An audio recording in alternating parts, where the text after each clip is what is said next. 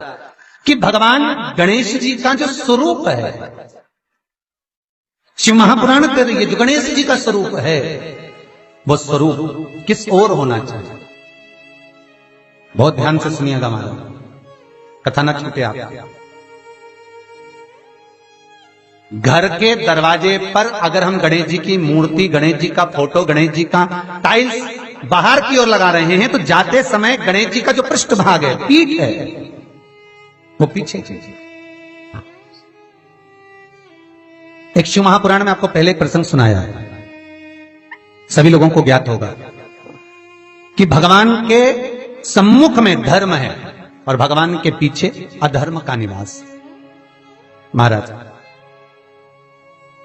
ये दुनिया के लोग जो भगवान की परिक्रमा करते हैं ना, जितने भी लोग भगवान का परिक्रमा करने जाते हैं, मंदिर जाते हैं, परिक्रमा करते हैं, ये लोग मंदिर में जाकर जब पीछे प्रणाम करते हैं तो कभी मौका मिले तो एक बार इनसे पूछना जरूर कि भैया आपने कोई शास्त्र, आपने कोई पुराण कभी पढ़ा है? आपने शास्त्र पुराण का स्मरण किया है?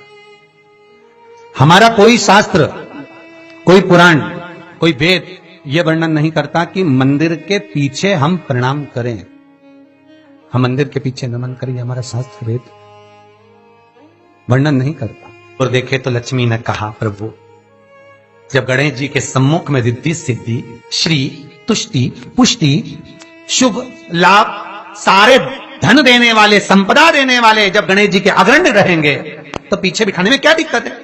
आप बर दे दो। भगवान विष्णु ने तथास्तु कह दिया।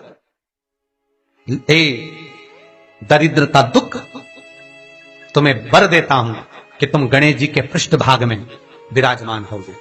इसलिए निवेदन है, मंदिर में नहीं, घर के अंदर, घर में जहां सबसे आगे फ्रंट में गणेश जी की टाइल्स, गणेश जी की मूर्ति, गणेश जी का फोटो प्रथम भाग में बिल्कुल बाहर फ्रंट में घर के दरवाजे के नहीं लगाने। क्यों?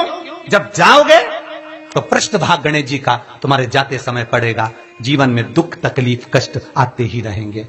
जीवन में कभी भी आप करोगे बहुत कुछ, फैक्ट्रियां भी खोल सकते हो, दुकान भी खोल सकते हो, कार्य भी बड़ा कर सकते हो, पर सफलता नहीं मिल सकती, सफलता नहीं। और यदि आपके घर में पहले से टाइल्स लगी है, मूर्ति लगी है गणेश जी की, हटा नहीं सकते, तो निवेदन है, एक फोटो गणेश जी का जब बाहर निकलो तो अपने, जब उधर फोटो लगाए तो एक फोटो बाहर जाते समय अंदर की ओर मुख करके लगा दीजिए। उससे वो दोष समाप्त हो जाता है।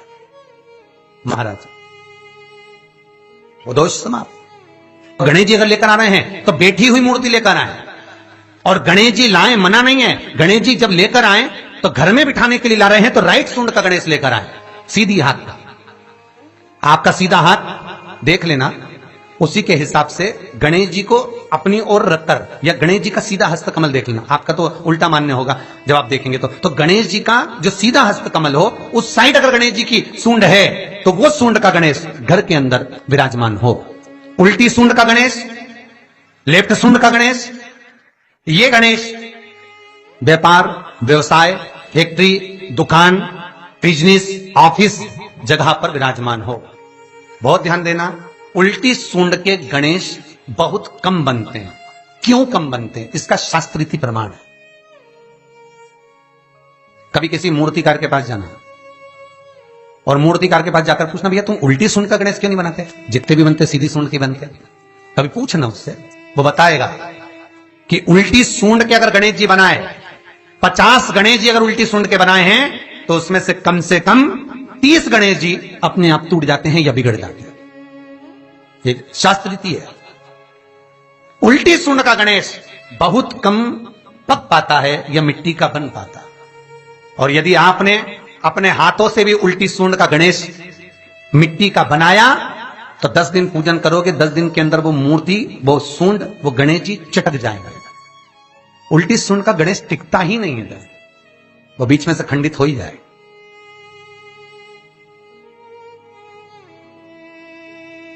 वो तो स्वयं गणेश जी कृपा करें, स्वयं विनायक कृपा करें और उल्टी सूंड के गणेश जी अपने को मिल जाएं और वो गणेश जी हमारे घर में आ जाएं तो वो फिर नहीं चलता। सीधी सूंड के गणेश जी को मनाने के लिए महाराज मंत्र की, 50 माला करना पड़ती है, तो समझ लो सीधी उल्टी सुन के गणेश जी को मनाने के लिए मात्र 5 माला में भगवान गणेश प्रसन्न हो जाते हैं। अर्थात उल्टी सुन का गणेश शीघ्र प्रसन्न होता है।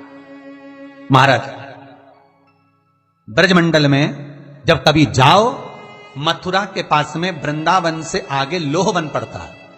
कौन सा वन है? लोहवन। वृंदावन से कुछ थोड़ी दूरी पर लोहवन है। उस लोहवन में जाना, जैसे निकुंज वन में गए, भांडेर वन में गए, आप लोग कई बार दर्शन करने गए होंगे, तो लोहवन में जाना और लोहवन में जाकर थोड़ा सा सरसों का तेल लेकर अपने ऊपर से 21 बार उतार कर लोहवन में भगवान शिव का स्मरण कर कर, यमुना का स्मरण कर कर, विष्णु और कृष्ण का स्मरण कर कर, वो तेल सामने एक मूर्ति मिलेगी जिसका शीश नहीं होगा, उस मूर्ति पर चढ़ा देना। इसका भी चरित्र शिव महापुराण में आता है महाराज, इसका भी व्याख्यान आता है उस मूर्ति का है। लोहवन ब्रजमंडल में लोहवन का व्याख्यान स्कंद पुराण में भी है।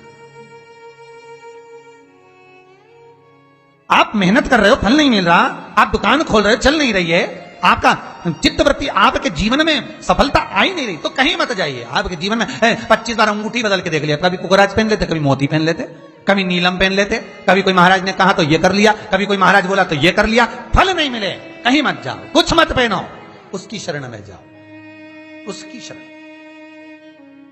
लोहवन पहुंच जाओ, वृंदावन से 4-5 किलोमीटर की दूरी। रिक्शे वाले से बोलो कि वो लेके जाएगा, 5 रुपए लेता है। लोहवन जाए, वहां विनय करो, 10-15 मिनट बैठ लो, भजन करो, यमुना जी का स्तमन करो, शिव का नाम जाप करो, शंकर का भजन करो, और वह सरसों का तेल 21 बार स्वयं उतारो, स्वयं चढ़ा दो, आओ वापिस।